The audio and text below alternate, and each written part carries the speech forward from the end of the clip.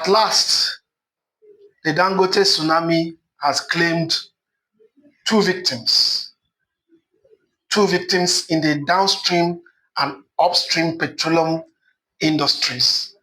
Um, you must have been following the news about Dangote accusing the NMDPRA, former NMDPRA boss, Farouk Ahmed, of corruption.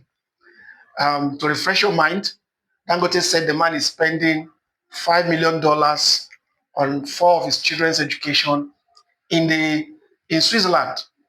So there was so much pressure. In fact, Dangote was so vocal, so outcoming, so vocal about the whole thing that he had to do a graphic layout of how much each of the students of the children spends on tuition, food, upkeep, flight, accommodation.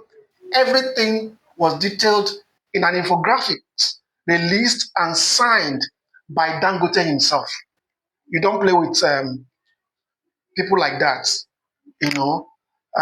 So, following Dangote's viral accusation against Farouk Ahmed, the Farouk Ahmed was invited by President Bola Tinubu to Aso Rock in Abuja on Wednesday, and after his meeting with Tinubu, he resigned. He tendered his resignation. Um, but that's not the only person that resigned in the petroleum industry. The NUPRC stands for Nigerian Upstream Petroleum Regulatory Commission. Benga Komolafe also resigned. Now, how does it concern Benga Komolafe? I don't understand. I don't know. But I will find out and I'll get back to you. But back to Farouk Ahmed. Um, a lot of Nigerians have mixed reactions regarding Dangote's what they call it, Dangote's missile against the man. A lot of Nigerians have been reacting differently. Some people said Dangote want to monopolize the petroleum industry, that this is the only man, or this was the only man that was stopping him from completely taking over the petroleum industry, the downstream industry in Nigeria. That they were saying that is allegedly that Dangote want to monopolize the petroleum industry in Nigeria, and that Farouk Ahmed was actually stopping him from taking complete monopoly over the downstream.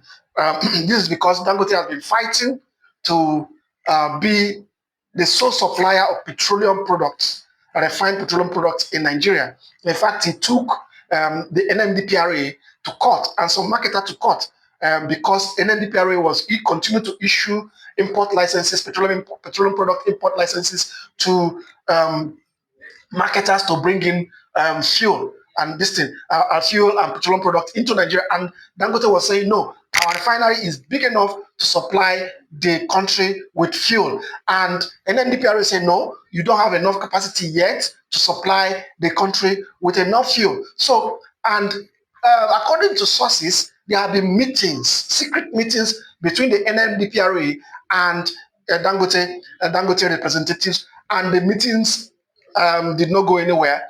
The meetings ended in impasse, in stalemate.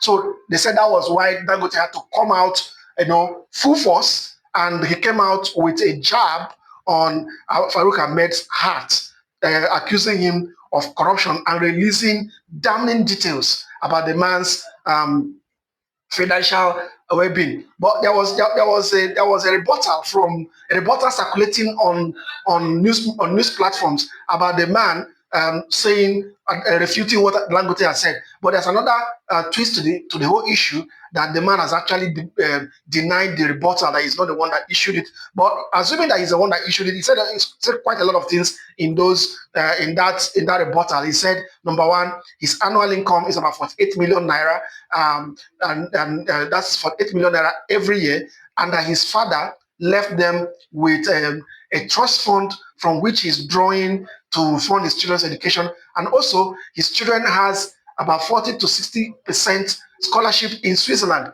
So these things that he could afford them based on subventions given to him by the school, and also his father's trust fund education trust fund that was left before he died, and then his own personal savings is also helping to fund his children's education. So those were the things that was inside the purported rebuttal released by Ahmed Farouk before he resigned. So after he resigned, President Bola Tinubu appointed replacements for both the NNDPRA and NUPRC. So, but this is not about the replacement. I'm going to come up with I'll do a separate video, and that's why you must follow me.